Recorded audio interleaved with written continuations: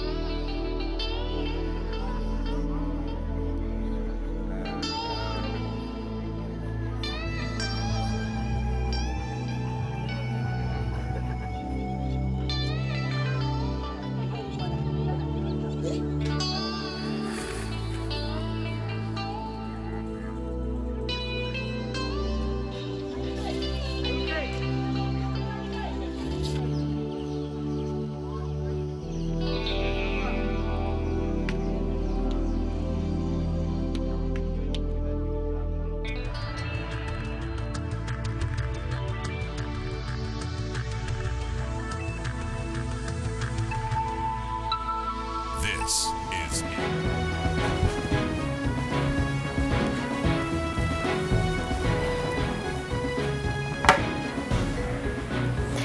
It is 9 p.m. in Kampala on this Friday night as the month of August draws to a close. You're right on time for tonight's NTV Weekend Edition. Welcome. Tonight, tributes flood in at Parliament as MPs pay their respects to the late Justice Joseph Mulenga.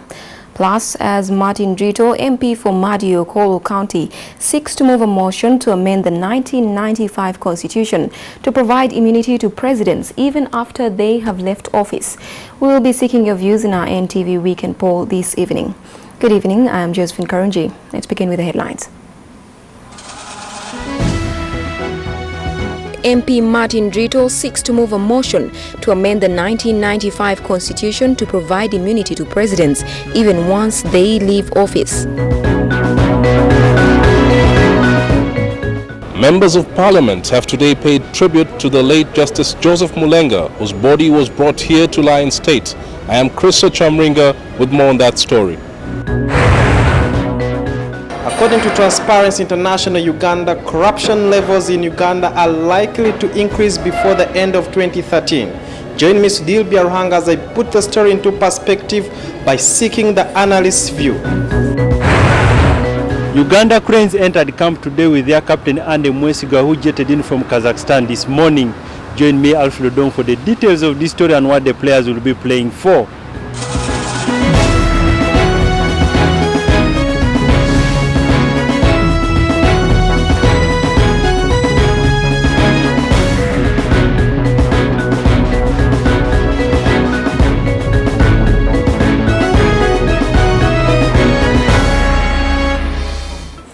Once again, welcome to NTV Weekend Edition. I am Josephine Karunji.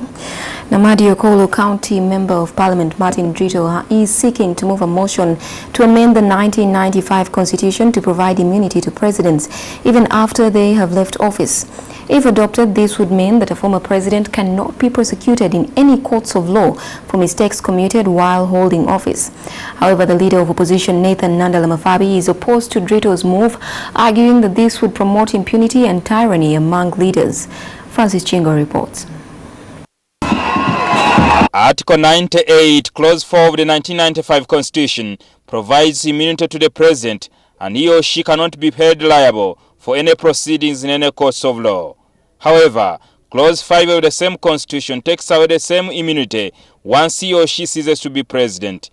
Madi-Okolo County MP Martin Drito is calling for amendments so that the president cannot be aligned before the courts of law after his term of office. The stipulation of this amendment will be to the effect that an outgoing president is immune from prosecution for acts committed or omitted in the course of his presidency or her presidency.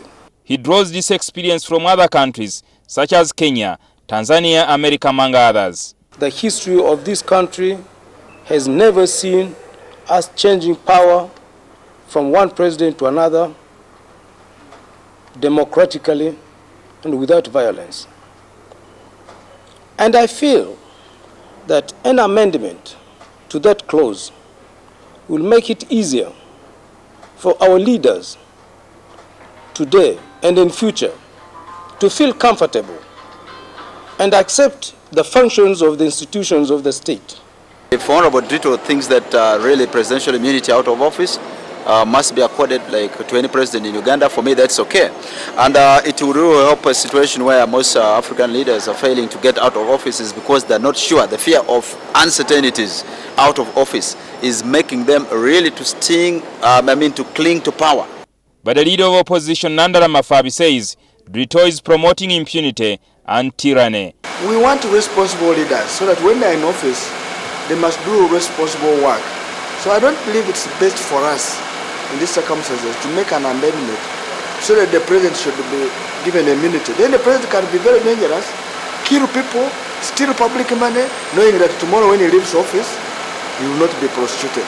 No, leaders must be responsible for their acts when they leave office. I don't think this is going to encourage impunity because, as I said earlier on, these are people with their conscience, but as human beings they make an error.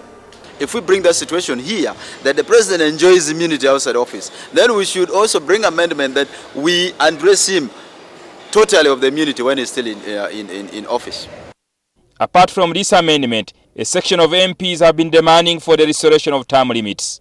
Jingo Francis, NTV, Parliament. Thank you, Jingo. It is on that issue that we engage you tonight in our NTV Weekend Poll. And we are asking, should the 1995 Constitution be amended to provide immunity to presidents even after they leave office? I repeat, should the 1995 Constitution be amended to provide immunity to presidents even after they leave office? To have your say, text 8778 followed by your name and where you are texting from. We shall be reading some of your comments during tonight's newscast. Now, members of Parliament have paid glowing tribute to the late Justice Joseph Mulenga, whose body was today brought to Parliament in honor of the service that he rendered to the country as a distinguished civil servant. The MPs from across the political divide described the late Justice Mulenga as a great judge who set a remarkable legacy in Uganda's judicial system. Justice Mulenga passed away on Wednesday after succumbing to cancer-related complications. Chris Chamringa has that story. The house was filled with grief as the body of the late Justice Mulenga was brought in to honor his distinguished service and offer condolences to his family. Relatives, friends, and the deceased's long-term associates turned up to pay tribute to the late judge. He used his life to serve humanity. I would like to use this opportunity, Mr. Speaker, to pay tribute to the judges and other judicial officers of Uganda. Justice Joseph Mulenga was very instrumental in the struggle for building a strong opposition, and which he believed every ruling party should embrace. The late Justice Mulenga held a number of high-ranking positions in the legal fraternity as well as the political arena. He served as the deputy chairman of the Democratic Party in the 1970s. His character and work ethic has left a mark in many people's lives. He inspired me to join the legal profession. As you know, I'm a lawyer as well. He was a brilliant intellectual. His career path as a lawyer is very distinguished and has given distinguished service to this country. He has not been an ordinary judge. He has been one of the best this country will ever have. He is or has been a very great judge. So great that he has left a mark in the judicial system of Uganda. A requiem mass will be held tomorrow at Our Lady of Africa Church in Buya, after which the government will accord the deceased judge an official burial in his ancestral home in Kisoro district on Sunday. Chris Ochamringa, NTV. Now, members of staff at Kyambogo University have taken a petition to the Speaker of Parliament requesting immediate intervention into the Kyambogo University standoff between the staff and the Vice-Chancellor, Professor Isaiah Ndieke. Staff complaints and documents exposing the mismanagement at the university were attached to the petition, as Suhail Mugabi explains. A day after the closure of Kyambogo University was declared by the University Council following a strike by both the academic and administrative staff, a team of the Kyambogo University staff led by Reverend Dr. Grace Lubale have today stormed Parliament and presented a petition to the Deputy Speaker of Parliament, the Right Honourable Jacob Olanya. They want to work, they want smooth investigations of the 24 reasons they presented that a relevant body investigates the Vice-Chancellor when he has stepped aside. The petition highlights that the members of staff in this institution have greatly suffered under what they call a militant management, with Professor Isaiah Ndieke as Vice-Chancellor. The petition also calls upon the Parliament to intervene in what they call a standoff between the university staff and the Vice-Chancellor. The move to go to Parliament follows a decision that was made by the University Council that Professor Isaiah Ndieke should go back into office as investigations take place, something that prompted the staff to go back on a strike they had called off. The Deputy Speaker has however accepted this petition and has promised to raise the complaint on the floor of Parliament on the 4th of September. It's received, it will be sent to our Department of Legislative Affairs. They'll reduce this to a parliamentary petition that will be presented, I suppose, by Honorable Yona to Parliament. I'll give him a slot on Tuesday afternoon. After the petition is heard on the floor of Parliament, The case will then be presented to the Parliamentary Committee on Education that will take its course in investigating the matter further. The University Council is also investigating the Vice-Chancellor and some senior members of staff on allegations of mismanagement and fraud that have led to the general decline in the university's performance. Sohail Mugabi, NTV. Well, last night we reported that Uganda tops the scales in the East African region as the most corrupt, with at least 40% of its citizens having paid a bribe in order to access essential services. Well, Uganda's bribery levels in a score of institutions are increasing due to a lack of commitment by the government to fight the vice. That is according to Godbert Mushabe, a policy analyst. Godbe says the president needs to take the lead role in the fight, followed by responsible institutions and the public. Sidil Biarhanga puts the East Africa Bribery Index Report 2012, launched by Transparency International Uganda, into context. According to the East African Bribery Index 2012 report that was released yesterday, Uganda won a gold medal due to the highest levels of bribery. Police, the judiciary are some of the institutions that are alleged to be the most corrupt in Uganda. And these are institutions supposed to fight graft. So what needs to be done? Political commitment on the part of the president to demonstrate zero tolerance to corruption. If within a particular ministry, Ugandan taxpayers lose money, you don't need to prove beyond reasonable doubt. If you don't empower financial institutions, you will completely harvest nothing, because you can't give the numbers, you can't reach far and wide, you don't have logistics to chase a case. According to the report, the majority of the respondents who have offered bribes have not been solicited for. The quality of person is missing, so that instead of having a ranger, you actually have a poacher. The beneficiary has to think of how do you survive within this system. So the people who are paying these bribes are doing it out of necessity, not because they want to pay bribes. Some of the critics say that pointing fingers in this fight will not provide amicable solutions to the problem. Key example of the institutions that are falling prey to the bribes are the police in the entire region due to poor remuneration that comes with a painstaking responsibility to keep law and order that yields sanity in the country. In the US, the traffic policeman will not take you a bribe, simply because he knows that if he is caught, he will lose his pension. But if you consider a Ugandan police officer, the rank and file, if he is caught taking a bribe of 5,000 shillings, what does he lose? Probably it's just sanctioned a bit maybe, and then it ends there. We are aware of this, and we're moving every day towards really satisfying these people. However, the citizens' proactiveness is another way of fighting corruption, through which Uganda loses 500 billion shillings every year, according to the World Bank report. Citizens should be able to say, Your Excellency the President, that gentleman you are proposing as minister was one-time Minister for Foreign Affairs, and we lost the money in that ministry. If you appoint him, the next time you come to our district or to our village, we are not going to be available for you to address us. I want the citizenry of Uganda to take charge, to be responsible themselves. For example, to be able to denounce and shun anything related to corruption.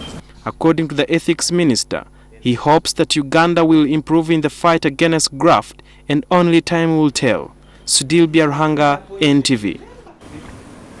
Police in Rukungiri district are interrogating 7 people for allegedly shooting dead 3 elephants at Queen Elizabeth National Park. The accused were found in possession of 26 kilograms of ivory worth 31 million shillings. At the time of interception along Kasese-Bushenyi Highway, the 7 people were heading to Kampala. By the time police intercepted the suspects along Kasese-Bushenyi Highway, the ivory was still very fresh as they headed to Kampala. The area park warden Rukungiri says the accused are alleged to have used light weapons to kill the 3 elephants to make a fortune of 31 million shillings out of the seized ivory. He added that in this year alone, at least 16 other elephants have been killed by poachers. We have around 2,000 elephants in the entire park. But these elephants are almost going, the number is reducing, not growing.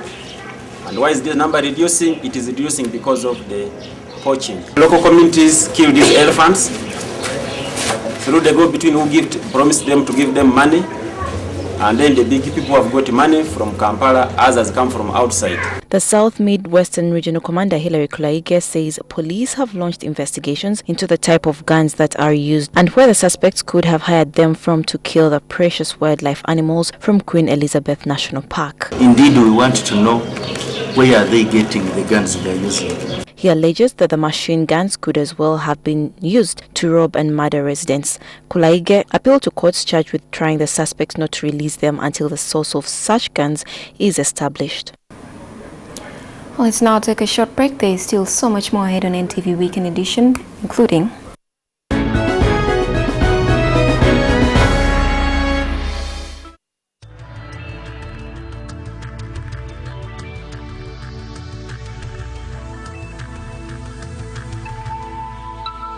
This is NTV. Your Saturday afternoons just got better on NTV with Exposed.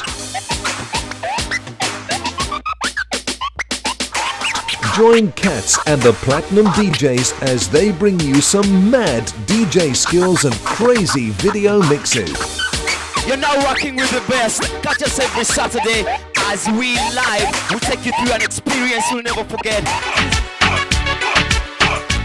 Remember to call in with your music requests and also get a chance to win some incredible goodies. Saturday afternoons just got better on NTV with Exposed.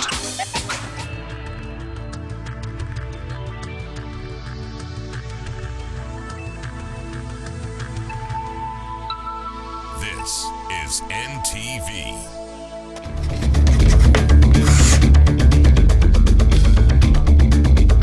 Fieldwork has been defined by different scholars. Some think it is an art. These are the blood types that are in human beings. We have A. When a chemical reaction takes place, it involves two things. We are given a straight line that has been denoted by 2x minus y is equal to 6.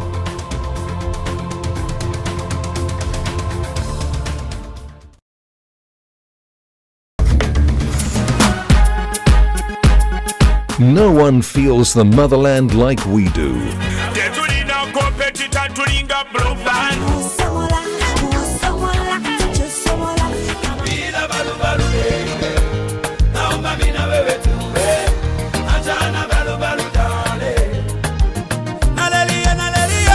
So tune in every day at 6 p.m. and Fridays from 11 p.m. for the best in homegrown music.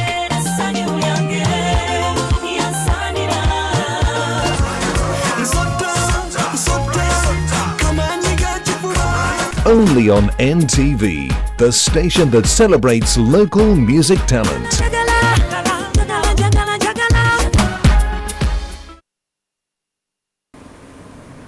Welcome back to NTV Weekend Edition. A reminder that in this evening's NTV Weekend poll, we are asking, should the 1995 Constitution be amended to provide immunity to presidents even after they leave office?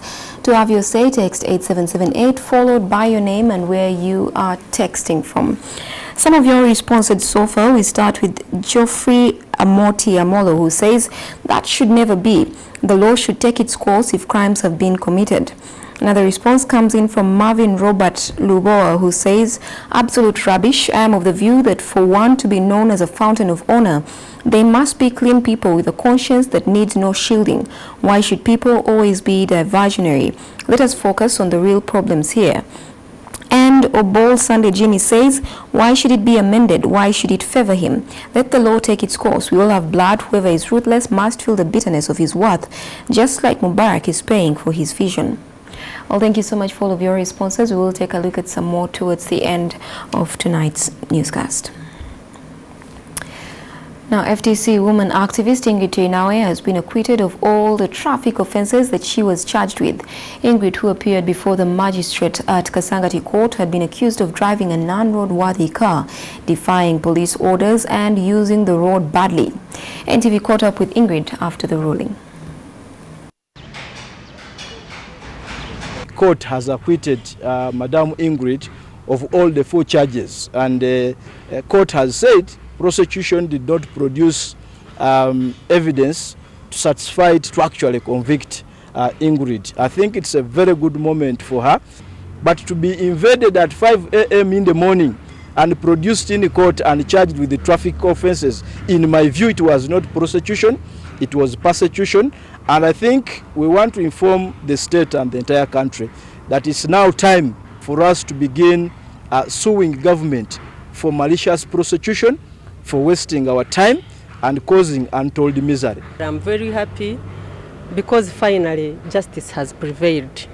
It has been a long way. It has not been easy. It has been very expensive, very stressing, very tiresome. But as you know, the truth takes long to saturate. Finally, justice has prevailed. This is a message to Kaihura. He should know that he will always try, but he will always fail. We are going to sue government because they should know next time when they are forging cases, they should know that it will turn against them. Actually, I have many cases against them. The Women for Peace case has already started in the High Court. There is a breast case. We issued an intention to sue to the Attorney General, and he's supposed to reply within 45 days, but he has not replied up to now, and we are going on with filing that case. Now, police in Rukungiri district have arrested a 50-year-old man accused of defiling a 7-year-old girl. It is alleged that Katalire Sebastiano, a fisherman, defiled Mutuera Agnes about 3 days ago.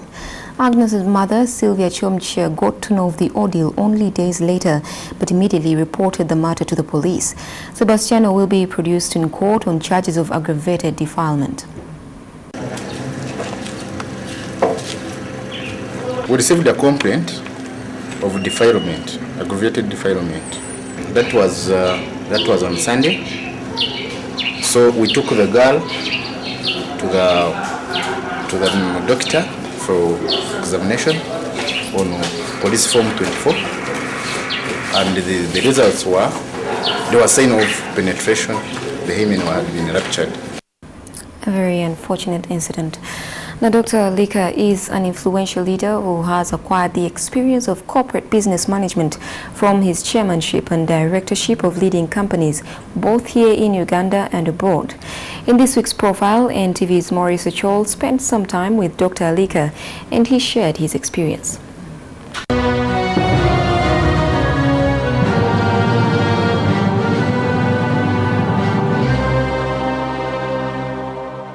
This is the humble home in Kololo Summit View where Dr. Martin Alika lives with his family. Born in Amuru district in northern Uganda, is a son to Anacholi chief Lasito Okech, and he comes from a family of 10 children.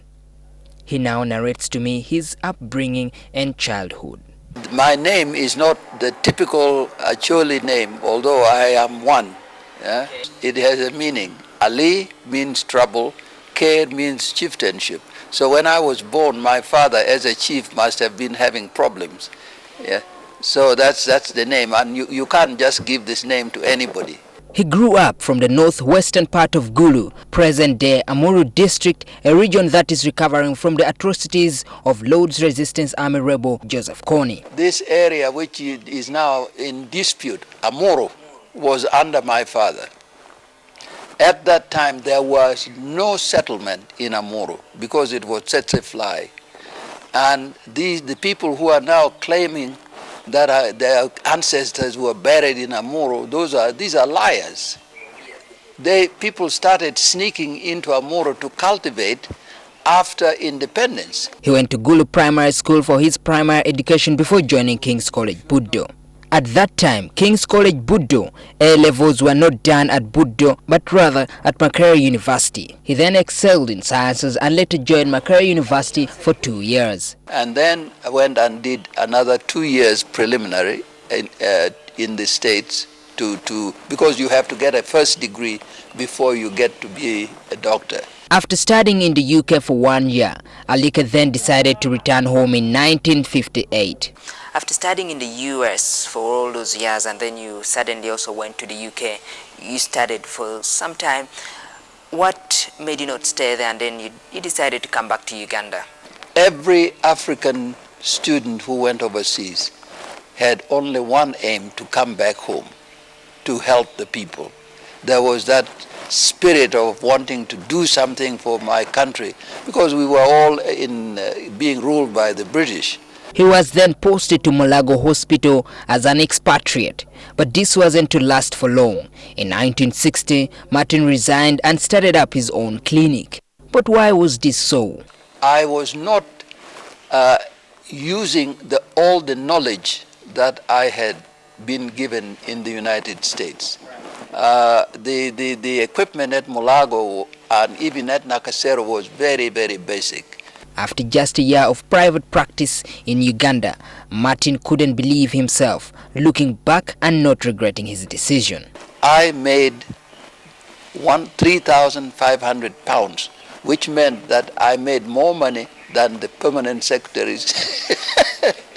With this fame and hard work, Alika was chosen to be the chair of Board of Directors, Uganda August, a newspaper that was critical of Amin's government, which later saw his life at risk. Writing about people who were disappearing, and Amin did not like that. So Amin decided he had to get rid of this Martin Alika.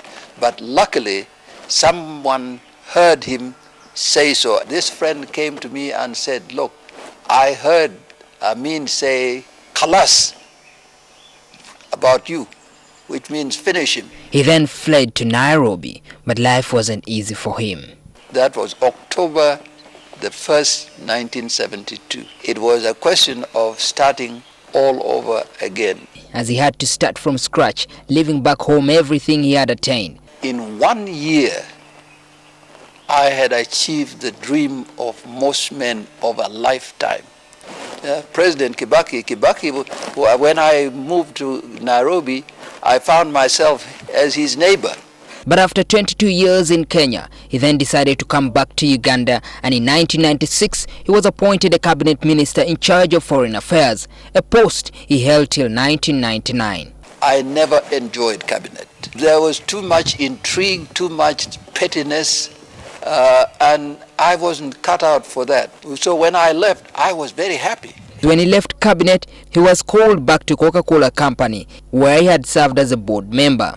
I rang up the chairman in Atlanta, so he brought out a check, and I looked at this check, and I said to myself, how many years would I have to work as an honest minister to get this kind of money?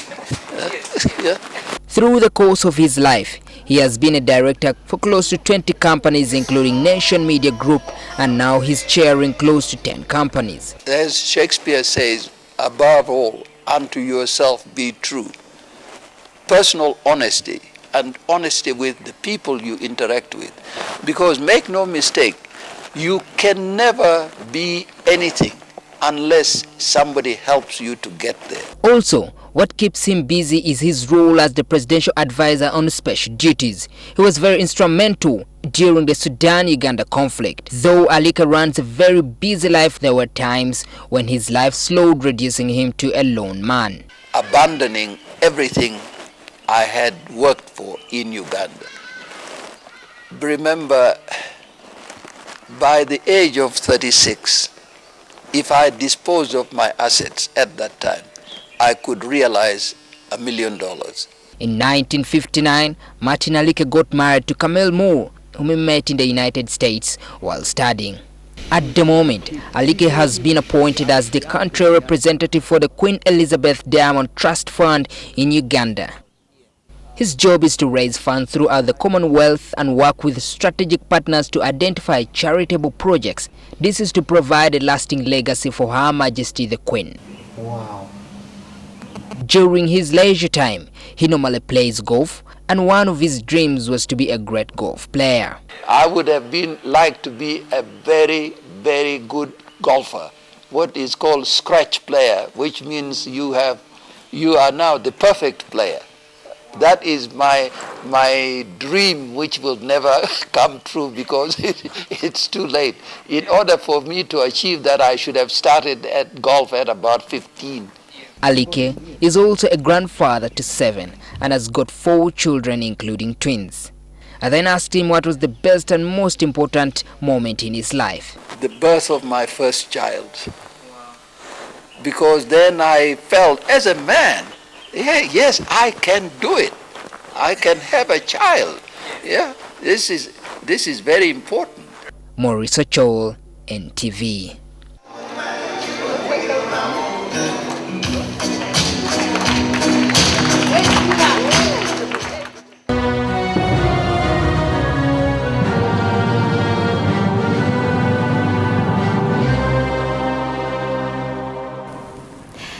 So what is it that makes a man tick? For some it is debatable, but ask Olympic gold medalist Stephen Kiprotich and he could give you a very clear answer.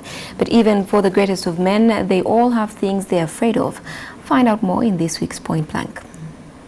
His ears bite off. Hey! I am the man who can just look at the woman and she gets pregnant. Where did you train from? You should leave issues of the generals to the generals. You want another rap? Yeah, Susie.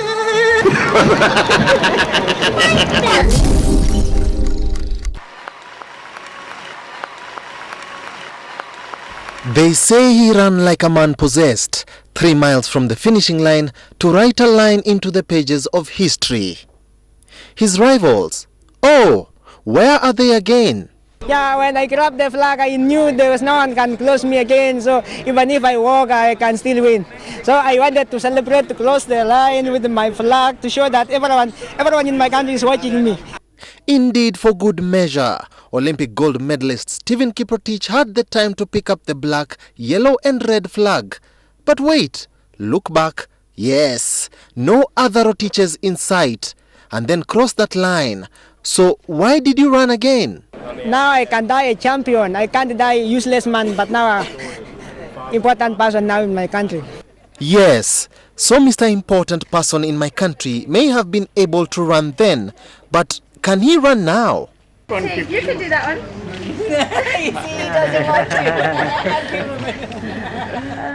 But why run if you can't hide? Simba here could teach you a lesson or two.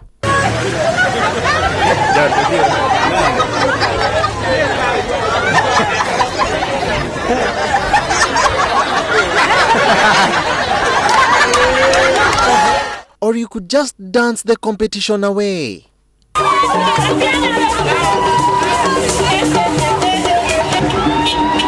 But wait, there appears to be another kind of possession in Namamve. Officer, why are you here? Forget those who think that you are slow to act where there is fire. Did you see fire? But we are on patrol, we are on operation in this forest, and we have landed on a car, a suspicious car, and we have seen you, so we have landed you in the way you are. Surely, two well-meaning adults like this have a sensible explanation. Now why are you annoyed if it is not wrong? Because what they appreciate what you are doing now. I can't simply... Don't abuse the police. I'm not arrogant. I'm talking to her. The first time we see you, when you came, I was... But these guys with cameras. Officer, you are getting it wrong. Let the two explain. Maybe it will make more sense. As if we are just doing anything wrong. First, rescue your lives by this man can drive and knock you. No. Eh? Just we decided not to be on the side. We said that just blank here and just put massaging. We found us with a cream doing massage. Mzee, did you really understand what they meant?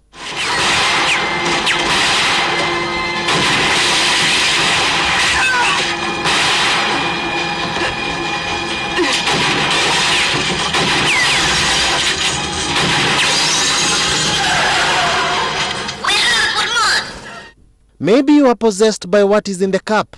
The way you see we are drinking it. I'm now drinking it. Sure, you're drinking it. If it's not nice, I will never drink it. If she needs to claim, because this is my woman. This is my woman. Indeed, we shall not say any more. So why do you like alcohol? Alcohol is not being liked, but it was being produced before even Jesus was born. His ears bite off. Hey! I am the man who can just look at the woman and she gets pregnant. Where did you train from? You should leave issues of the generals to the generals. You want another rap? Yeah, Susie.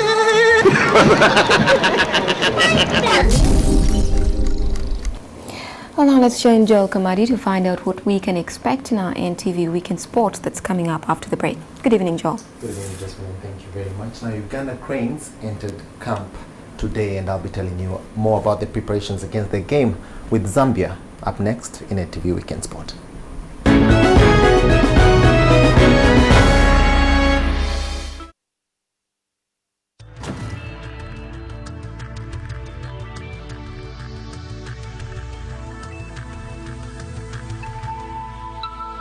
This is NTV.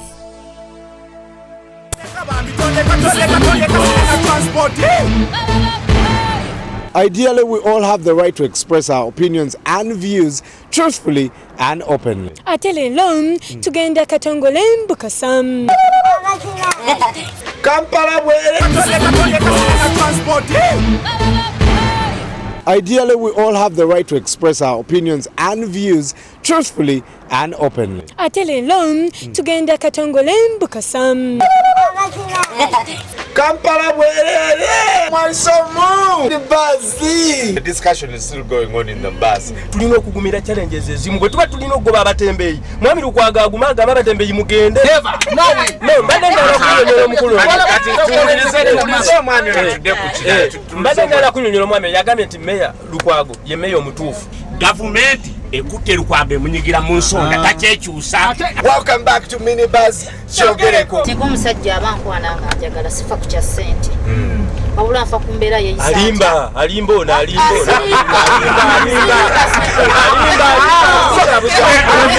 This is Minibus. Kyogereko.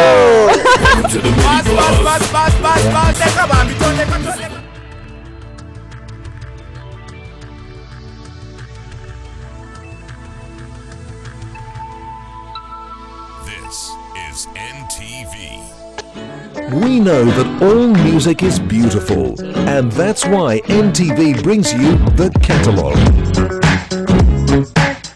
Every day at 2:15 p.m. with the classics on Monday, reggae on Tuesday,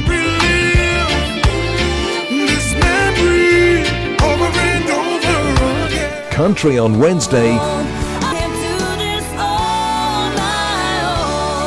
Africa on Thursday,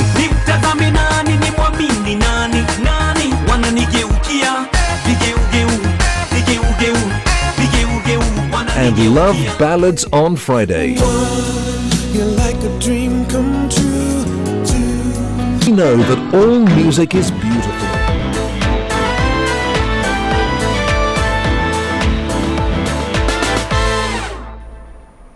A very warm welcome to NTV Weekend Sport. I am Joel Kamadi. Now, Uganda Cranes entered camp today with Captain Andy Mwesigwa arriving to boost the team. He is urging the players to fight hard and edge out the Zambian team, who are the continental champions. The match is to be played next week in Zambia. Plans to transport the Cranes fans and supporters at the Ndola Stadium are underway as organizers make final preparations for those traveling for the match by road. Alfred Odong reports. Uganda Cranes preparation for the first leg of the 2013 Africa Cup of Nations qualifiers resumed on the high with the arrival of their skipper Andy Mwesigwa from Kazakhstan. A team of 13 trained at Nambole, with the captain citing eagerness of the players to have the side ending the long way to play at the continental final. I'm being motivated in a way that I would like to make history, and every player in Uganda would like to do that, and I think that is what we are going to do. We are going to fight very hard for our nation to see that we qualify and make history. We become heroes of this country. Cranes coach Bobby Williamson equally has hope in his team's strength against the reigning champions, the Chipolopolo of Zambia, with high expectations for a result and a place in South Africa. But it's just unfortunate we've come up against Zambia, the champions. The draw could have been kinder, but with the second leg being at home here in Kampala, and if we can give our fans something to cheer about, then I'm sure they will win. And the Zambians won't want to be coming here. This team will ride on their home record, which has seen them beating the Super Eagles of Nigeria and most importantly overturning the 3-1 result against Congo Brazzaville to reach this stage. Alfred Odong, NTV Sport. Now, to shed more light, I am joined here in the studio tonight by Livingstone Chambade, FUFA's Technical Vice President. A very warm welcome to NTV Weekend Sport. Thanks. So, Livingstone, as the camp began today, how are the preparations with the Queens? The preparation started before the team left for Botswana, and now they are back. We're just continuing the preparations. And as I see the players, everything is in high spirit. We hope this will be one of our best matches. And how is the arrival of Captain Andy Mwesigwa likely to boost the team in Zambia? Well, we've been anticipating it, and the players received him with a very good welcome, and I hope it will continue. Okay, Livingstone, what plans are in place to transport Queens fans to the match in Zambia next week? Are there any complications? What's the process? Well, the bus people were still trying on. They had a day yesterday last, and then the plane. Our Vice President Administration, Mr. Magogo, is working on that with the Spoto guys, and I hope everything is moving on well. If at all something comes up, we'll have to tell our people. Have you gotten any registrations yet? Yeah, some people registered. Okay. Okay, now we're facing the continental champions, and it's not going to be an easy task. How are we planning to deal with the challenge? Well, I think we're just taking this match as usual, as any other match. It's not going to tense us, but we're just going to face the match as it comes. The boys are ready and they're prepared. They know what happened last time, and now this time they know what to face, and everybody is just anticipating and very working hard to see that we overcome the challenge. Okay, Livingstone, realistically speaking, what do you think are our chances to qualify for the African Cup of Nations? I think we have better chances this time than we had last time. That's my assessment, and I know it will come to pass. Finally, what are your predictions? Well, we will win the match and we'll go through. We are qualifying. I can't tell you the score, but we are going to qualify. And I just urge everybody to play their part. Let's have division of labor. We are trying to prepare the team. Let the fans come and support us. Let the government push us. Let you guys, the pressmen, try to advertise our match. We will make you happy. Thank you very much, Livingstone. You're welcome. Okay. I have been speaking to Livingstone Chambade, FUFA's Technical Vice President. Now moving on, and Team Uganda, comprising of both men and women, registered wins in the World Chess Olympiad Games taking place in Istanbul, Turkey. They registered their win after beating Fiji and Cyprus. Grace Kigeni, Ivy Amoko, Goriti Angor-Clean and Fiona Mutesi guided the ladies' win, while Harold Wayama and Patrick Kauma inspired the men to victory. However, Elijah Emojong lost, while Bob Bisa suffered a draw. Uganda's ladies team made a good account of themselves as they overcame Fiji, with the men beating Cyprus in the ongoing World Chess Olympiad in Istanbul, Turkey. Team Uganda ladies were impressive against Fiji, whom they beat by 4-0. Grace Chigenyi, Ivy Amoko, Goreti Anglokin and Fiona Mutes all registered winners against highly rated Fiji players. Harold Wanyama and Patrick Kauma put up outstanding performances to inspire Uganda men's team to a win against Cyprus. Bob Bibasa, playing his first game at this year's Olympiad, settled for a draw, Elijah Mojong recording his first loss. The win for the men was the second in 3 matches and put Uganda in the 53rd position out of 161 participating countries. Alfred Odong, NTV Sport.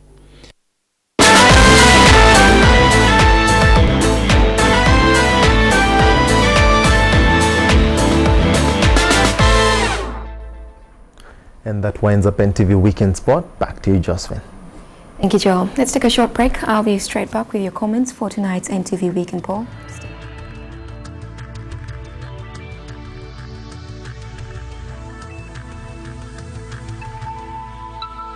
This is NTV.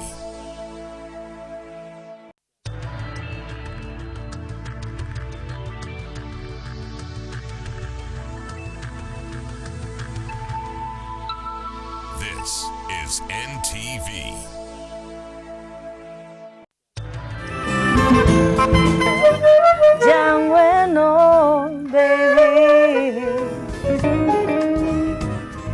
To be honest, it's one of the most scary genres of music for me.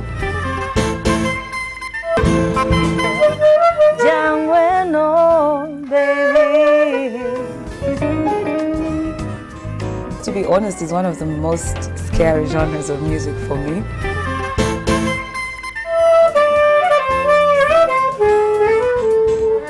For me every day.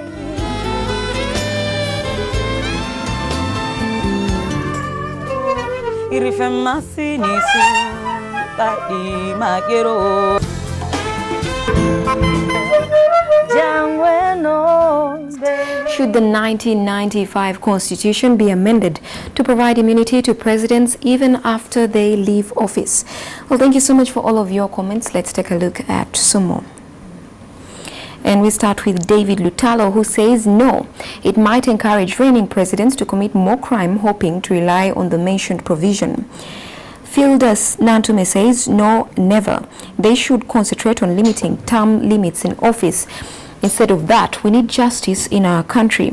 Another response comes in from Ewao Godfrey Isaac, who says the problem we face is political myopia and self-interest, but to those saying yes, you are politically insane. And Joseph Tumubaze says instead the immunity should be removed for incumbent presidents too. That way they will be very disciplined during their term of office. Well, thank you so much for all of your responses. They are highly appreciated. Let's take a quick look at tomorrow's projected weather.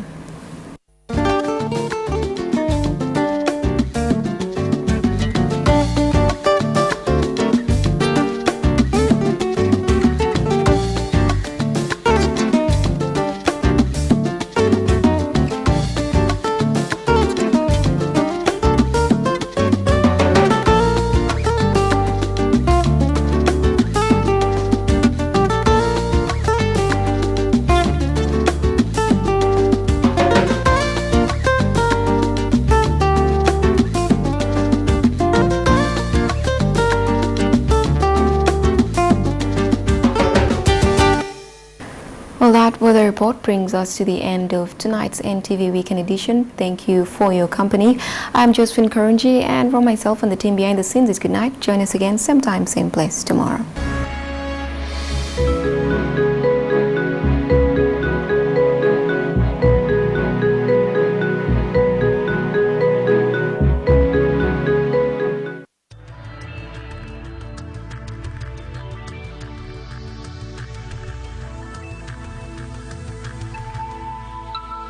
This is NTV.